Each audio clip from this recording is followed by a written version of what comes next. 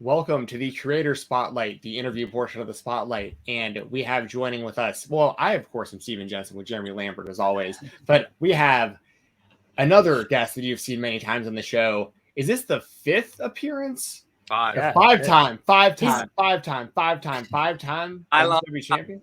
Dylon. Yeah, Dylon. Because he spits hot fire. We are here with Jumpin' Johnny Mosley, a.k.a. Mose. Welcome back to the show, man. Thanks for joining us. Man, always a pleasure to see you guys. Mose is basically the third member of the Spotlight at this point. Like we need to, like to our just third get him. mic. Our occasional third mic is in Mose, basically. Yeah. I'll just take that trek over to Jensen and start joining y'all.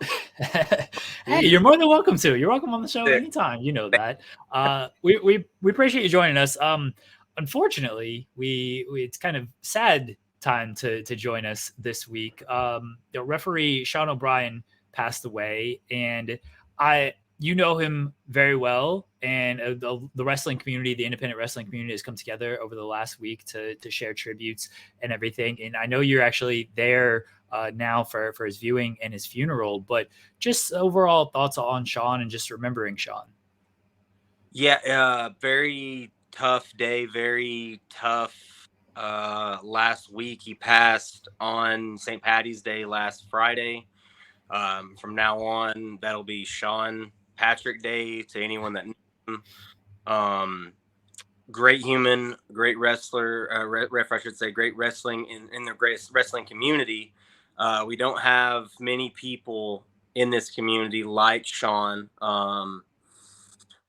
Never complained, always down for whatever you needed. Happy for everyone else. Like, referees, one of those jobs like what I do where it's easy to forget about us. Obviously it's all about the wrestlers, like the performers, the ones risking their lives, right? Like that's who we should talk about. But for all the work we put in, it means a lot when someone tells you, like, I appreciate what you do. And Sean was that guy we were talking about today. Like, it didn't matter what you did. He was going to get a message to you. Like, you had a podcast. If you had, you wrote a review, he's going to see it. He's going to read it, listen, watch, whatever. And he's going to send you a DM saying like, bro, that was dope. Like, so, and then on top of that, bro, it's not he was a great person and he was a great ref. Like, legit one of the best deathmatch wrestlers on this planet is gone. One that protected the boys, always had an eye out. I mean, that's a job where it's being a ref already is tough. And then you've got all this glass and all this. Like, I know Tank wrote a little story about how, he was rolling out of the ring one night and Sean stepped out a light tube that Tank didn't see that would have really, cut his arm up bad. So it's those little things, man, that like, the fans at home may not see. It's that kind of movie magic in a way that the refs and everybody looks out for. And that's something that he did. He loved it. He loved being a ref. He loved being at shows. Such a social guy, a great singer, great father. Like, it's just, I said it when we opened up TWE last Saturday. Like, we had a show Saturday night right after he passed, and I was thankful for it. Because it took my mind off of it. But, me and Dylan Hales opened the show up talking about Sean, and a hole in this world is missing. Not wrestling, not, music, not this world. Like, last Saturday was a little less bright. I was lucky enough to see him, the Saturday previous. He was in town, of course, reffing for ICW in Chattanooga. And we went out on Saturday night, man, and closed the bar down, and he sang karaoke. And, the last thing we said to each other was, we always, man, he'll give you a big hug. He told you he loved you. And he'd say until next time, or, we were supposed to see him at Pawcade, next month on 4/15, which now half the money now go to Sean. And, so it's hard, man. It was great to see today. Like, I waited, probably a half hour to 45 minutes in a line of people just to see him one more time and just kind of let his mom know, your son. I know you know how great your son was to raise him, but it meant so much, so many people across the world. There are deathmatch and across the world that have seen Sean. So I really how great guy. There's nothing, I'm not gonna say a word about Sean. The best of us is gone. That's what I told his mom today. I meant that. Like, the best of us is gone. I would trade 100 others for one, for real. More audio issues. Mose is in you're in an Airbnb, I think, right? I'm in Louisville. Yeah, it's going a little in and out, but like the good thing is, like, by your lips, I can tell everything you're saying. So yeah. But it's something you were mentioning there that I'm glad you brought up.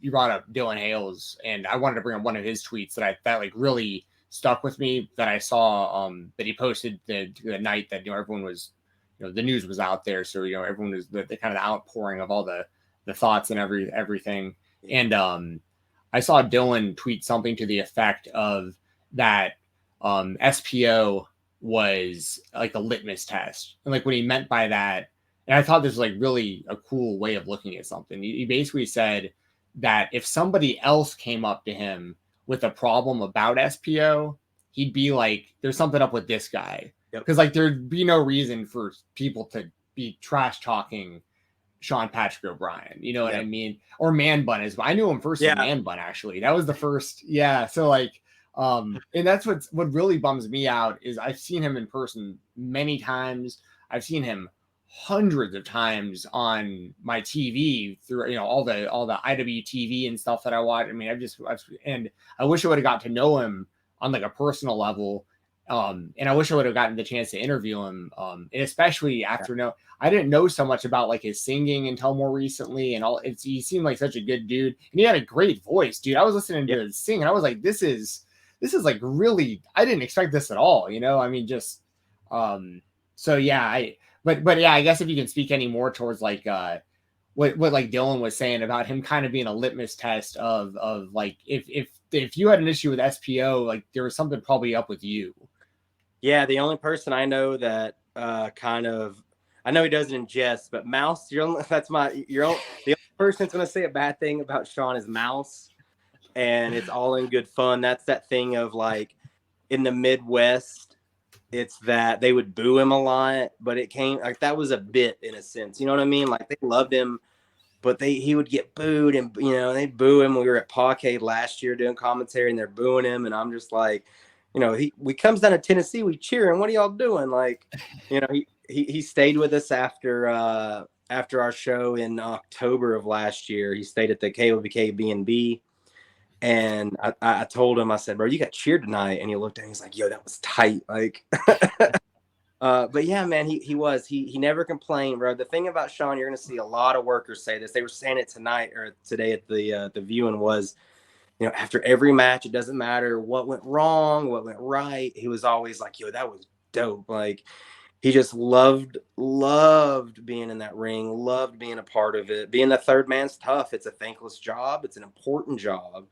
And he did it so well. And he was just like you're saying, it was a fun dude, bro. Jensen, I've talked to you more just personally than Jeremy, but like you'd have loved it. Like he would have fit in so well, like just kicking back, having a couple beers, talking about music. He said, great singer.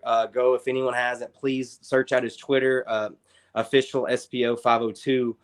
Watch some of his clips of him singing. Like that was his first love. He was in a couple of kind of like R&B, bands and like groups, and that was his first love, was singing. And then he got into wrestling, and you just saw like no matter what, he's a performer. He did it. He did everything so well.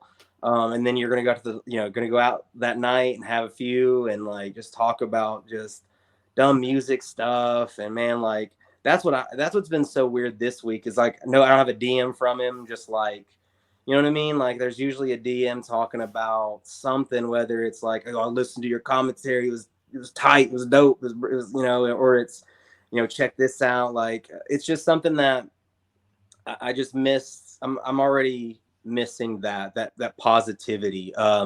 back when I was doing interviews and writing in Nashville, I interviewed him, and like you're saying, I expected to talk a lot about wrestling, and we just talked about music, I think, for like an hour. He was telling stories about like Jelly Roll and Lil White and all these guys back in the day. And I know I want to say he performed on a couple shows with like, young Jack Harlow. Like he was on a couple shows with Jack Harlow before he blew up, Bryson Tiller. Like he's telling me stories about these guys, man, you know, and it's like, he gone at 34. It's too soon. But like in those 34 years, he touched so many lives and got to experience so much life. And now his little girl, you know, she's going to grow up, man. She's real young now, but she's going to grow up and see how much her dad meant to so many people, just everybody. Yeah. Dylan was right. I'm not even, you know, BSing you. I cannot think of one time anyone ever was like, you know, this or that about Sean. And in this business, that happens every night. Someone's mad at someone. Yeah, right. Never Sean. Never.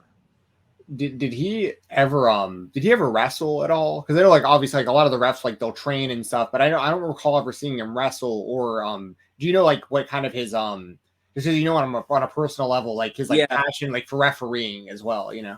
Yeah, no, he I think he had a few spots. Like I know in, you know, some Midwest shows he's had like, I want to say some Rumble spots, but like he loved being that third man. He loved being that ref. He loved protecting you. He loved, you know, just when a match went well. But at the same time, you know, things went off the rails, which they do, and people were upset in the back about, you know, this didn't work, that didn't work. There'd be Sean going, well, yeah, but this did work. Like this was dope. Like this was cool. Like this. So, and that's going to be missed. Like more importantly, you know, the human, but he really is, like, I can't stress how important it is to have that kind of voice in those moments of just positivity, you know, positive vibes. That's one of it. You know, you're seeing people on Twitter all the time this last couple of weeks saying, you know, positive vibes only. And just, that's who he was, bro. He was so social and just loved life. And like, I miss him, man. It's that thing already. Like we just lost him, and I already miss him so much. And that's what we were, again, talking about today. Like, you know, when does that happen when you miss someone the second they're gone? And that's how it was with him, with everybody, bro. Like shedding tears today. I was shedding tears with anyone, you know, so many names that you've seen on your television or whatever, like hurting right now. So yeah, keep SPO's family in your thoughts, man, because it's not the same. Like it's just not going to be the same without him. Like as a human, day-to-day life or in this business, man, it's not. Yeah, and I saw like a ton of companies have like already been doing like they're opening their shows with like a tribute. I thought ICW NHB did a really great job with Demonto opening the show with the whole locker room out there and stuff, and everyone's been doing a great job. You know, it's been cool. It's, you know, it's wrestling, it always hurts. It hits deep because we are a fan, like especially if you're like kind of locked in on like the indie scene, especially like it's a pretty tight knit family. Like you see a lot of the same fans at a lot of the shows, a lot of the same wrestlers, a lot of the same places. And like I said, yeah, even though I didn't know SPO on a personal level, so many people like you that I know really well, the things that you are saying, it's like it's all across the board. Everyone just loved the guy. So it's a real bummer, man. He did. Man, it was just always positive, always like, even when Mouse would give him, oh, he's just like, you don't mean that, you love me. I feel like it's a rite of passage to get buried by Mouse. He's his own kid. Like he buries his own daughter all the time, and then once you talk to him, he's like, no, she's the absolute best. I'll put her over. Yeah, I'll put her over right now. There you go. It's a rite of passage to be buried by Mouse. So I think the people he likes the most is the people he buries the most. Yes, he had that shovel ready for SPO all the time. But I can tell you, after today, man, Mouse can never say Sean wasn't a draw after a day. Like he can't. He stayed with us, bro. He refed 3 out of our 4 shows for KOBK. It's just like our next show we're gonna name after him, in a sense that, we're gonna call it We In Here. Mm-hmm. It is, man. It's like it's a lost. And you're using that now too, right? That line, We In Here. Yeah. I open up all the shows on commentary now, man. I'm gonna open up with that one. Because it was, bro. It's that thing of like, that first KOBK show. He came down with Mo with Hooffoot, and I got he took the selfie with me, and I got the win here, and I like, a busy, stressful day. Had so much shit fall apart that day, and like, I see that on Twitter, and I'm just like, I got the SPO win here picture. Like, I made it. Everybody can to support the family of Sean Patrick O'Brien. The link is below here in the description. The link to the essentially the GoFundMe. It's the memorial crowdfunding. The link is below. Everyone go do that. And I did not know him, but I saw Jensen has gotten me very much into independent wrestling over the past year since we started doing this show, and I've followed a lot more. And like, I saw all of the posts when it all happened. I was like, oh, this person posted this person. I was like, and this guy clearly meant a lot to everybody. And so that touched me. And then anytime I hear, one, somebody so young, two, somebody who was a father that young, it means a little bit more of just like, man, I feel for the kid as well. Because growing up without a dad or a dad passing that young, it's gonna be tough. So anything you can do to support the family, please do that if you're listening or watching this right now. And again, the link is below in the description. Yeah, there you go. Yes. Mose, before we let you go, we'll try to change gears quickly here. Big weekend coming up in the world of independent wrestling. Collective weekend, WrestleMania weekend, a lot of independent shows happening. What are some matches to you that have been announced? You're like, all right, this one's going to stand out. Maybe some wrestlers who have a bunch of bookings. So it's like, this guy's going to really stand out. Like, what are you looking forward to coming up for WrestleMania weekend in the independent scene? The number one thing, and I don't think anyone will be shocked to hear this, I am fired up for spring break. That's the show. If I can only watch one show, I'm watching spring break. I know Janela's always got, it's going to be dumb in a great way. I'm excited for Jordan Oliver. I think he's going to have, Jordan has been that guy for a minute. But I think we're getting closer to him kind of, I don't want to say hitting that, like he's already in that next level, but I guess from a fan perspective of he's always been here. I think they're going to realize he's actually kind of here in a way. Jordan's going to kill it. I'm very excited. I mean, huge Jordan Oliver guy. Love him. I'm excited for Cody Rhodes. I know. Yeah. Hear that. I don't watch WWE a ton anymore, but they got me, bro. I'm in on Cody and I'm in on Sammy and Kevin Owens. Like, though, honestly, like I'm usually such an indie guy, as you know, but like those two matches are really high up there for me. I'm probably gonna watch both nights of WrestleMania this year, and like I don't, you know what I mean? Like I don't really do that. I tuned in this past. I saw the promo. Him and Roman. Like they got me, guys. I'm in. Oh, yeah. Everybody is now like they've heard me and Jensen, because this will air after our actual show. They've heard me and Jensen, specifically Jensen, talk about 40 minutes just praising Cody Rhodes, and everybody's like, please don't do any more Cody Rhodes talk, please. I'm sorry. No, dude, it's all good. He not only made Bloodline look like a bitch, he individually made Roman look like a bitch, and then made Solo look like a real big bitch. Right. So like he really, dude, he's out here he's cooking. Cody's got this. There's no way he loses at WrestleMania. It's over before it started, baby. Let's go. No, you're right, and Jensen can speak on this. Normally Cody's a little bit of a sore subject. One of the only times me and Jensen have ever disagreed was over who would real fight between Eddie Kingston, fight if you will, Eddie Kingston or Cody Rhodes, and I'm on one end of the line. I go, I don't think that's much of a fight, and Jensen's like, yeah, man, me either. Like Cody's got this, and I dropped I'm like, excuse me. We had a heated discussion about this. It was on a show that I think was initially, it was an MMA show that we were doing, and we wound up going this whole tirade against each other on my explanation of how Cody's amateur wrestling would easily defeat, Eddie Kingston, but Mose has, the street fighting of Kingston and like his toughness and his actual training background and stuff. So Yeah, no, we've had this actual conversation, bro. It went off air. Like that conversation went on for so long. So like for me, Cody's got me. Don't you worry, Jensen. I'm back in. Let's go. By the way, I need to be the I love Eddie tiebreaker? Kingston, by the way. If Eddie Kingston, Oh please, yeah. Well, yeah. What do you think, Jeremy? Should I be the tiebreaker here? What do Oh you think? man. Oh, real fight. Yeah, shoot fight. No rules, no time limits. No Cardio rules. has to be taken into account big time. Listen to him right now. He's saying all this no rules like it's going to help Cody. Bro. Like I love this man.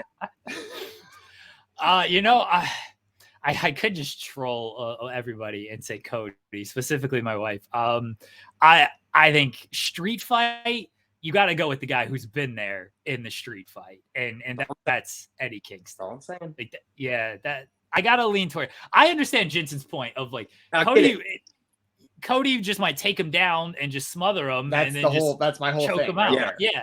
That's my whole Man, thing somebody right who's there. just like been Double- in an actual double- street fight. Double like takedown. If with no But, like, rounds, dude- if he can't get off of his back, that's a big problem. That's what. But That's all I'm saying. do you think of using that in a street fight though? Like that? Yeah, that's if you don't want to get hit where- in the head, if you don't want to get hit in the head, you do. Yeah. when it just comes to like when it's street fight, it's so quick. Look, and Eddie's got a mean spinning back fist. Like I get it. Listen. I understand. Like I don't think Cody would want to necessarily trade hands, but I think Cody can hold his own on the feet as well. But I'm this is such a hypothetical. I love it. This is the first question we're asking Cody Rhodes when we finally do the big Oh my Cody God. Rhodes interview on the spotlight. We're gonna ask him, can you beat Eddie Kingston in a street fight? He's gonna go yes. Yeah, Oh, he's my God. He's 100% gonna say yes. It's gonna roll. It's gonna be great. A great story out of that.